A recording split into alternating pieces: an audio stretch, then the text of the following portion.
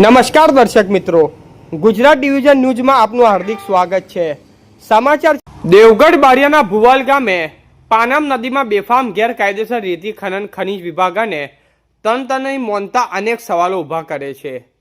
દેવગઢ બારિયા તાલુકાના ભુવાલ ગામે નજીકથી વહેતી પાનમ નદીમાં ગેરકાયદેસર રેતી ખનન બેફામ રીતે ચાલી રહ્યું હોવાનું ગંભીર ફરિયાદો સામે આવી છે। ખનીજ માફિયાઓ દ્વારા રાત્રિના સમયે ભારે મશીનો અને ટ્રેક્ટરો વડે રેતી ઉપાડવામાં આવી રહી છે, જેના કારણે નદીના તળિયે ભારે નુકસાન થઈ રહ્યું છે। આ ગેરકાયદેસર ખનનના કારણે પાનમ નદીનો કુદરતી પ્રવાહ અવરોધિત થયો છે, તેમજ બંને કાંઠા ઘસી પડવાની ભીતિ ઊભી થઈ છે। ચોમાસામાં આસપાસના ગામોમાં પૂર જેવી પરિસ્થિતિ સર્જાવાની શક્યતા વધી છે, જ્યારે ઉનાળામાં પીવાના પાણીની તીવ્ર અછત ઊભી થવાનો ખતરો પણ વધી રહ્યો છે। ખેતી, પીવાનું પાણી અને સમગ્ર પર્યાવરણ પર તેના ગંભીર અસરો પડી રહી છે। સ્થાનિક ગ્રામજનોએ આ બાબતે અનેક વખત ખાણ ખનીજ વિભાગ થતાં સંબંધિત તંત્રને રજૂઆત કરી હોવા છતાં અધિકારીઓ દ્વારા કોઈ પણ અસરકારક પગલાં લેવામાં આવતા નથી।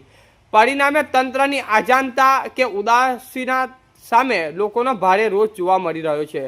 તંત્ર આ બેફામ રેતી ખનન કેમ નથી જોઈ રહ્યું અને આ કોઈ મોટા ગજાના નેતાના આશીર્વાદથી આ ધંધો ચાલી રહ્યો છે જેવા પ્રશ્નો ઉઠી રહ્યા છે।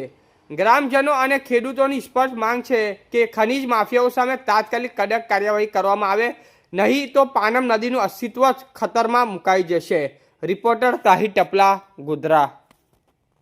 સમાચાર જોવા માટે ગુજરાત ડિવિઝન ન્યૂઝ ચેનલને like, share, subscribe, bell icon press button દબાવવાનું ના ભૂલશો। ધન્યવાદ।